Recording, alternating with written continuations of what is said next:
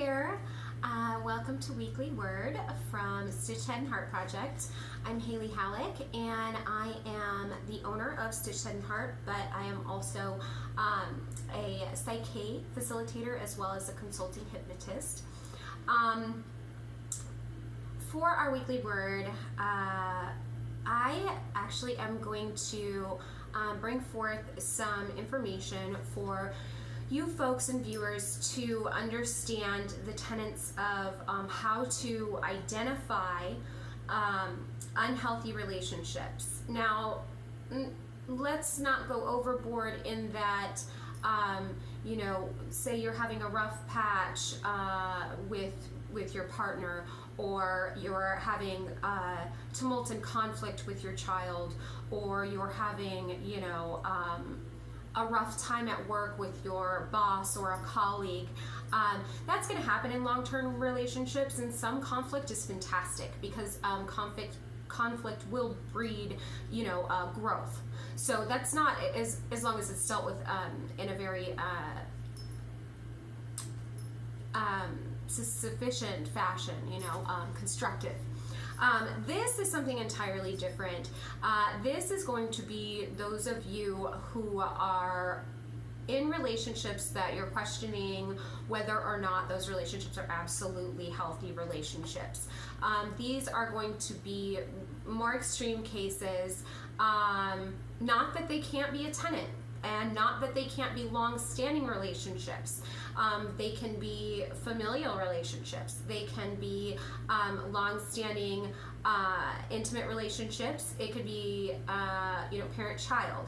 So not that they have to be short, or that there's an introductory period or like a new relationship. But it is a good tool to use for those of you going into new relationships and determining whether or not this partner is somebody who you want to spend the rest of your life with, or you want to go into business with, or family. We kind of you're stuck. But you can create healthy boundaries even though they are your family as well. Always respecting and honoring what makes you comfortable emotionally and what's too far. And stating that and communicating that.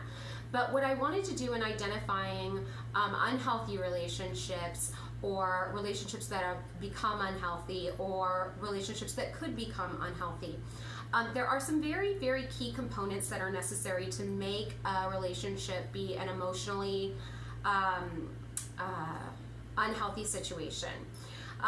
Much of that you're going to kind of identify the three things, and this was written in a book that I kind of dug myself into after I experienced a little odd interaction in my interpersonal life.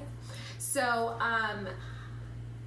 in order to be well-rounded concerning the situation, I obviously oftentimes goes directly into my books and my studies to be able to determine where I'm off, or if the other person's off, or if there just needs to be some kind of compromise.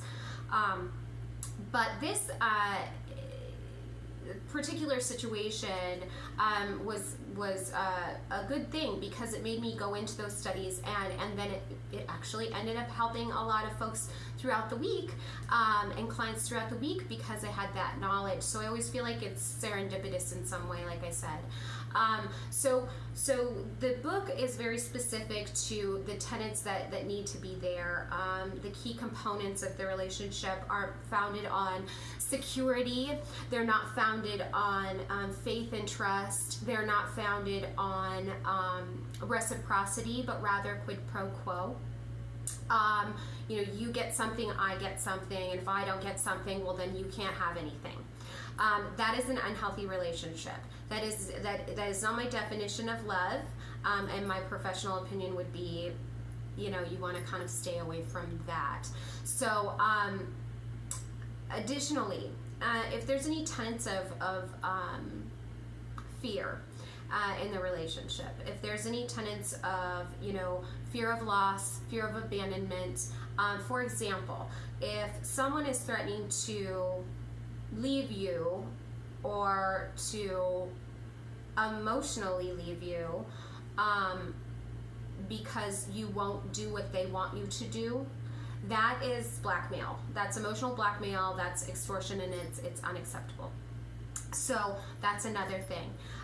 If you're feeling like you have to walk on eggshells in the relationship, or you can't be your true self, and you have this obligation to do and say everything right, that's going to be another area in which you should see some red flags. Those things are unnecessary in any relationship. It doesn't matter. That's across every single parallel. And then in addition to that, there is more passive forms of that kind of emotional manipulation. So in relationships. So the more passive ways that you're going to see those kinds of things come up are going to be more of a, gosh, it's a very tricky. It's a tricky way of doing it, because instead of being just outright controlling, the individual may make you feel responsible for their emotions, responsible for their emotional state, and all of this may be very, very direct to what they want to get from said situation. So, for example, I want my child to, pick up his toys. Okay, I want them picked up, and I want them picked up now. Okay, so go into mom mode, and so my normal reaction is going to be, son, please pick up your toys. Whereas someone who has the tenets of more of an unhealthy communication style, an unhealthy relationship, it would be a guilt, an obligation, a passive aggressive kind of like, oh, woe is me, I guess I'm going to have to pick up these toys yet again today, playing the martyr, playing the victim. Nobody is a victim in this life. We all get to make choices, and if we want good results, we need to make good choices. So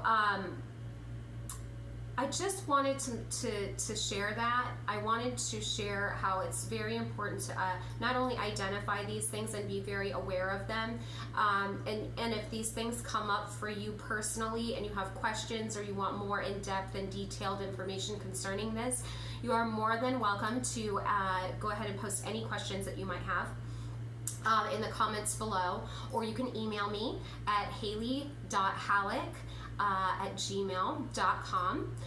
You can also go through our website, which is Stitched Head and Heart Project. It's haleyhallock.com is the website there. And then also, definitely follow us on any of our social media sites. We're on all of those at this point. But I would be more than happy to help and answer any questions that you have concerning maintaining and healthy relationships, identifying unhealthy relationships, and helping anybody in a situation that seems dire or immediate, to get the advice and get them to the professionals that they need to speak with. So I'm wishing you an absolutely blessed week, and I'm going to sign off for today, and we will see you next week. Blessings.